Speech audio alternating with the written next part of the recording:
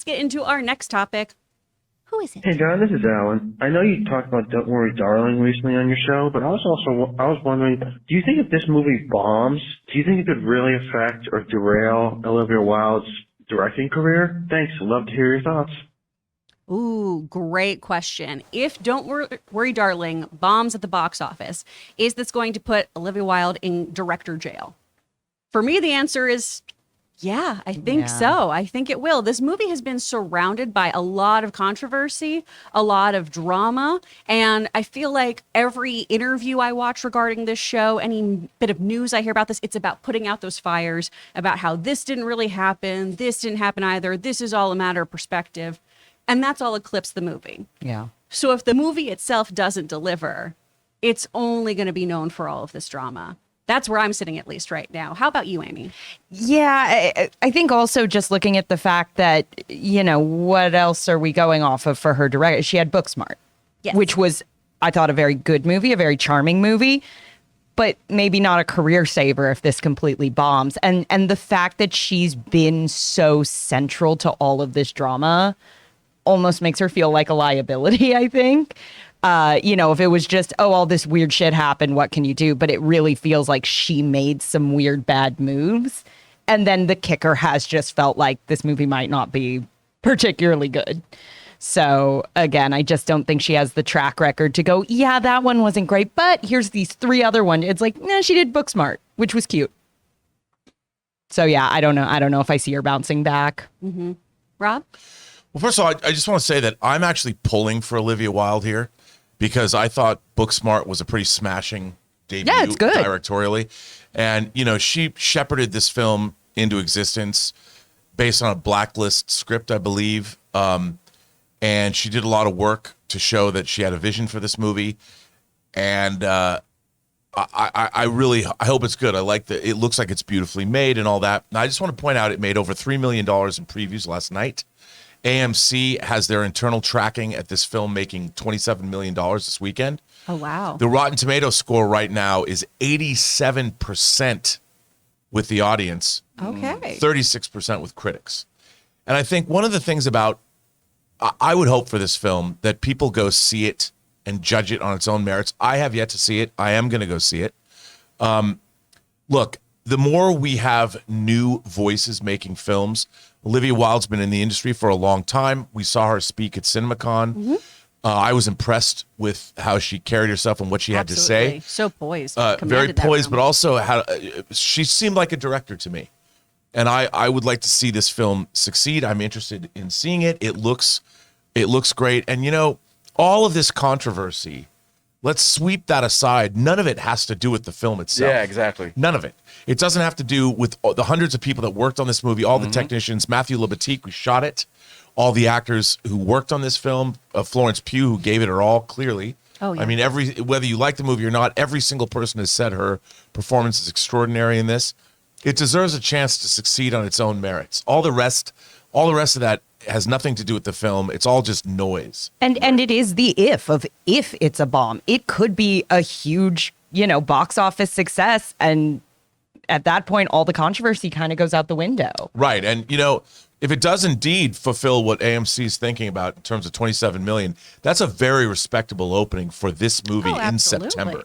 Yeah. So, I'm pulling for you, Olivia Wilde. Hey, look at some of the big titles of the films of the 50s. Look at the drama that was surrounded half of those films, and they were successes. So yeah, that's very true. And I am wondering too, because some people are drawn to the drama, right? Like a moth to the flame. Some people go to movies because of all of the People magazine kind of intrigue that comes around it. So I'm wondering if that gets people who weren't initially going to see this film to actually go to the movie theater to see what all of this is about. So they have more of a, kind of a cohesive view of what went down with everything. And this is an original film too, and I just don't want if it does have success, I'm sure we're going to hear it's those Harry Styles stands. They were the ones that showed up.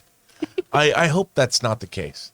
And you know what? If they are, and it's a box office success, who gives a shit? They bought tickets. That's exactly. true. Then she picked the right person. Yeah, she took a gamble and it paid off. This movie actually seemed interesting for me from the start. Just the whole premise of it. Like, what's the ending to this? I don't want to be spoiled or anything. all the tongue inside each other's mouths action I could do without from the trailer. But the actual premise of the movie, I'm very interested in. You know, people are going to be people. That's why we have people that we hang out with and some that we spit on. We don't hang out with. You know, that shouldn't matter when it comes to watching a good movie or not. Just Depeche Mode your life. You know, people are going to be who they are. That's right. I like that. I was thinking it too. I think the only problem with this is who would want to, if all this stuff is true, is who would want to work with her. I'm sure she's going to be, she'll be fine directing something anywhere else, but will that affect people like, oh, maybe I don't want to? It might. But she seems like a very nice person. I mean, Hollywood is filled with douchebag I was just going to say, I feel like it's very telling that she is getting almost more flack for, and I'm not justifying it, but like all the Shia LaBeouf drama, she for choosing to try to get him on this film and kind of lying about that. Well, shitty. I feel like she's getting more flack than like Shia did for the original actual terrible behavior. Well, Shia's just in a constant state of getting crap because we're like, it's Shia.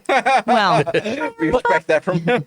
Look, man, making movies is politicking. You're dealing with, I wish you could understand that people have to be quote unquote handled. Yeah. That's how you get people to be in movies. And this is not underhand. I mean, okay, it is underhanded behavior in certain circles, but it's also, I would call it massaging people's egos and trying to figure out how to get people to work with you. And I'll tell you something.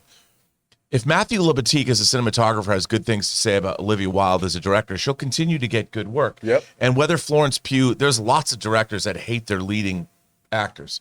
And I don't know the situation between Florence Pugh and Olivia Wilde. I don't know, and I don't think it really matters because Florence Pugh delivered a great performance under Olivia Wilde's direction. Yeah. And that goes a long way. And I think that, I always judge everything by the finished film because nothing else matters. Yep. That's very, very true. And well said, Rob. All I've had to go on, is the same thing everyone else has had. The news, the drama surrounding it, and then the reviews. And I just want to read one little review, just one little snippet of one from Rolling Stone. This is from David Fear. Don't Worry, Darling is part angry tweet social thriller, part Harry Styles thirst valentine. Olivia Wilde's fuck you to the patriarchy isn't quite the flaming car wreck that the film's PR tour was, but it also isn't what you'd call good. And that does bum me out because I really want this to be great. Yeah, right? I will say that being just a casual moviegoer, like if I wasn't doing this work, I would know nothing about any of this. And I probably would have gone seen it. That's I'm just telling you, being honest. I don't dig myself into this sort of stuff unless I'm like at in the grocery line and I see like a People magazine and it's headlined on there. I would know nothing about what's been going on with this thing. Maybe the Harry Styles bit, but I would keep it at that. I'd be like, oh, that's funny. But won't look into it, won't care. You know what I mean? So that's probably what most people who don't have their head into this stuff will probably think. They'll just see the trailer and be like, oh, maybe I'll watch it, maybe I won't. That's interesting because I feel like it was pretty unavoidable on Twitter for me for a couple of days. On Twitter either. Well, there you go. Oh, that's why you're happier than me. I just like this movie was called a Harry Styles thirst valentine. I know, honestly, like the first half of that review, I'm like, are you trying to say this like it's a bad thing? Because It's a great review. I highly recommend everyone reads it because it is just well written and very fun. Well done, David. Yeah, Taylor, you were going to say? I was just going to say, speaking of spit, I have my tickets tonight to see Don't Worry, Darling in IMAX, and I have my seat in the first 3 rows, so I'm sitting in the splash zone, and I am ready. For your that's poncho. 4DX.